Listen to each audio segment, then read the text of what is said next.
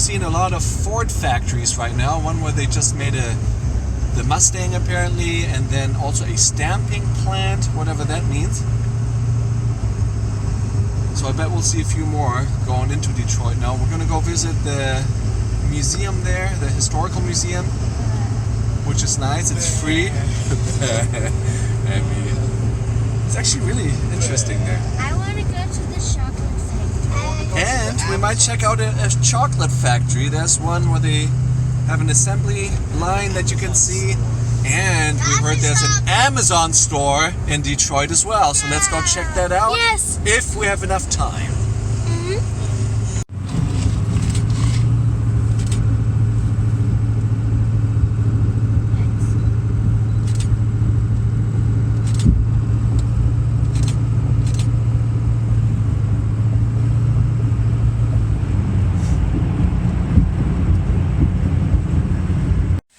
So we are sitting almost in front of the museum.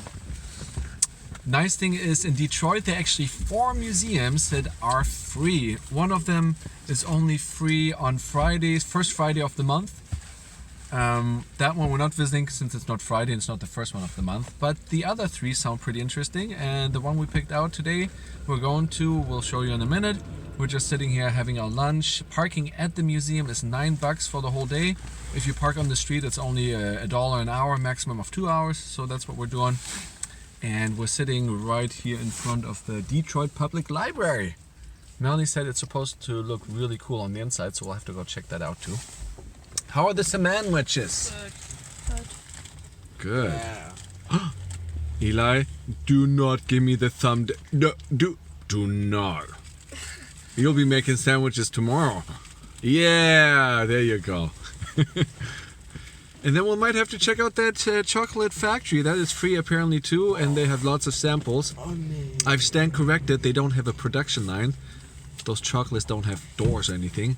They have no, they don't have an assembly line. Oh man, I can't. They have a production line. So, Melanie's shaking that head.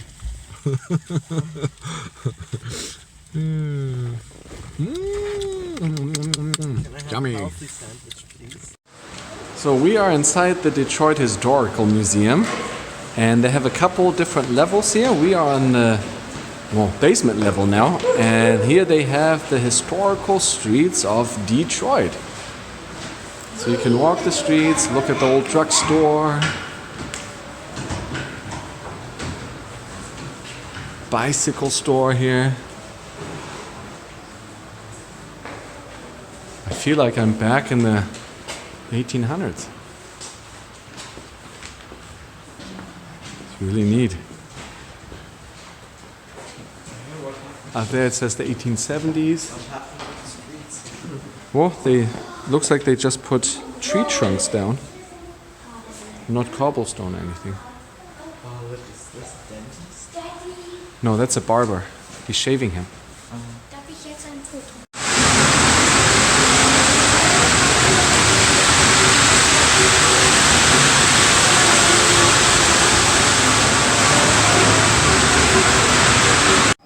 On the first level of the museum, you can learn about America's automobile history.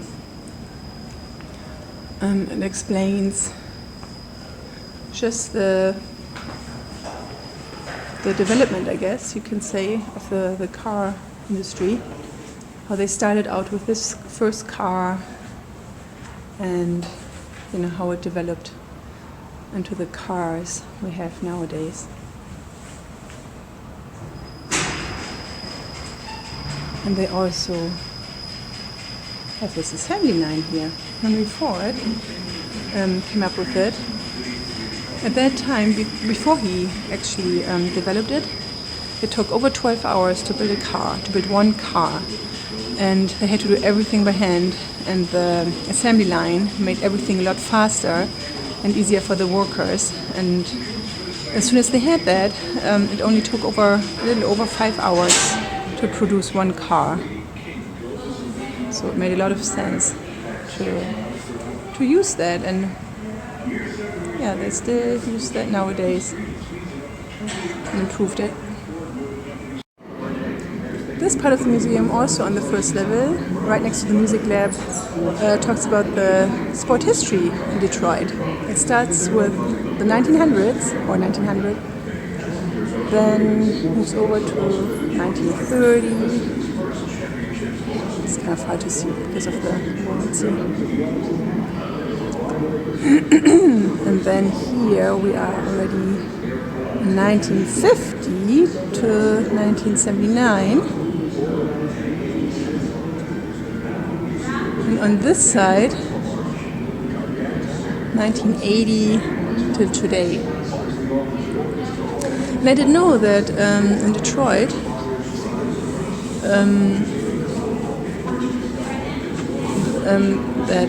that bike races or riding your bike is so big. They developed bikes here back in the days, and it turned into a sport pretty fast. And I didn't know that.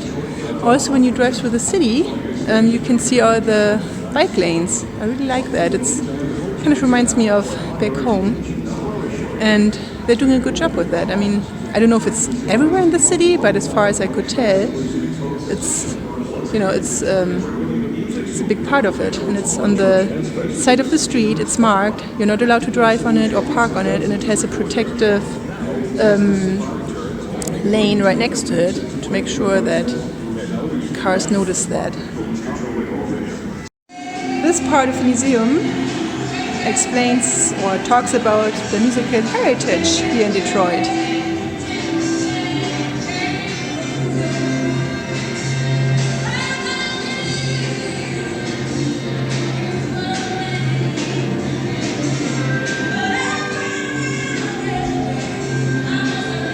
And I did not know that Kid Rock, or I better say James Ritchie from Kid Rock, that he is from Detroit, from this area here. He grew up in Romeo, Michigan on his family farm.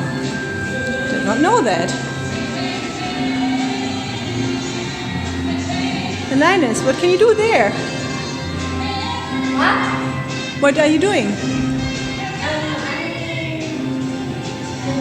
Oh, you can actually mix your own music here.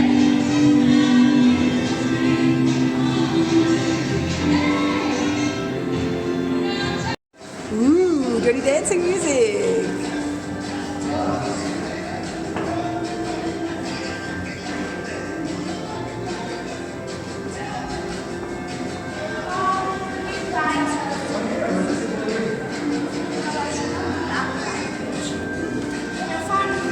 Where's my watermelon?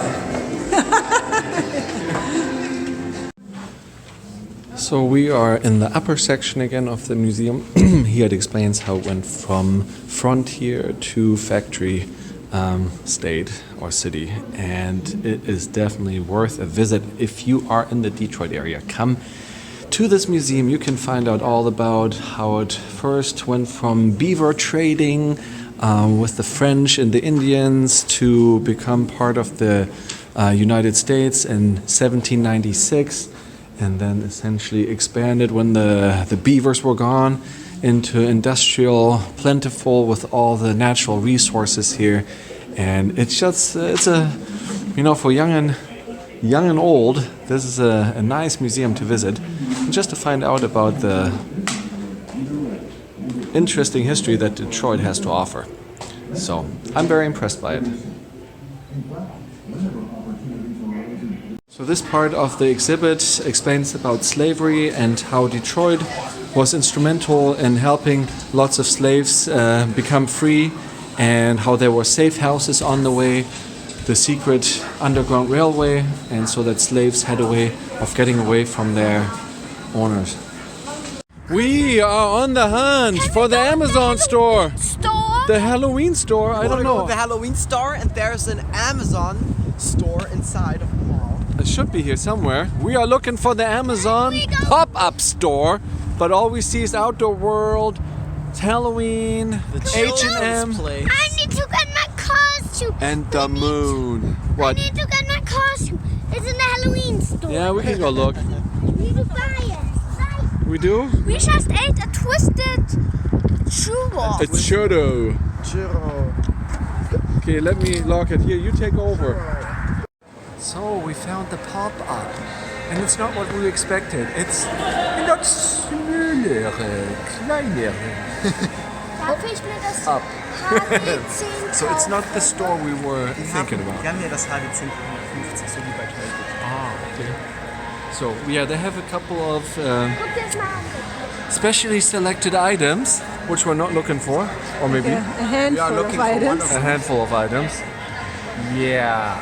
And now everyone is like, you did not know that. So Are we you only drove serious?" 45 minutes for this. Well, I mean, totally worth it. We're at Michigan's biggest mall. Yeah. But we also need to find a costume for Eli, so we will look here too.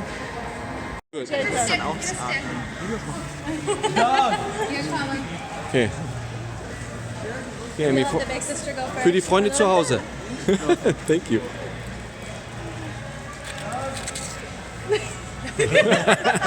Ausatmen. You guys want to try one? Give a stick. Jacob, come on. Come on, Jacob. Don't be a fool. You guys want to try one? They're shy. There's really no taste to that. Just steam, huh? It's like cereal. Well, they give you like a chocolate dip or something that's like. Ausatmen, Linus. Ausatmen. Ausatmen. Anybody else? Anybody else want one? Musst du schneller machen. Gleich am Anfang. Eli, do you want to try? Eli, want to try it?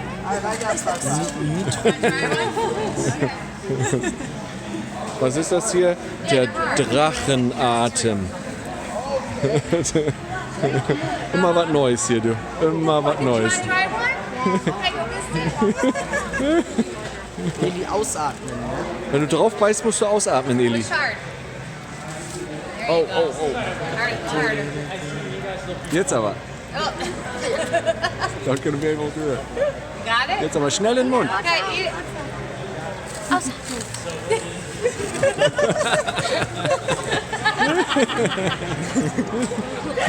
Nicht einatmen, ausatmen. Did you like Der Drachenfarm. And? it? He like that. Ich sag, I don't know. Jetzt du, Jakob, einmal. Nee, Jakob will nicht. So, Dragon Breath, how was it, Emmy? It just tasted like cereal. Okay, so not worth 10 bucks? Yeah. Okay, well, good thing we didn't spend 10 bucks. Thanks to those people. Totally hooked us up. That was nice. Nitrogen balls. Dun, dun, dun.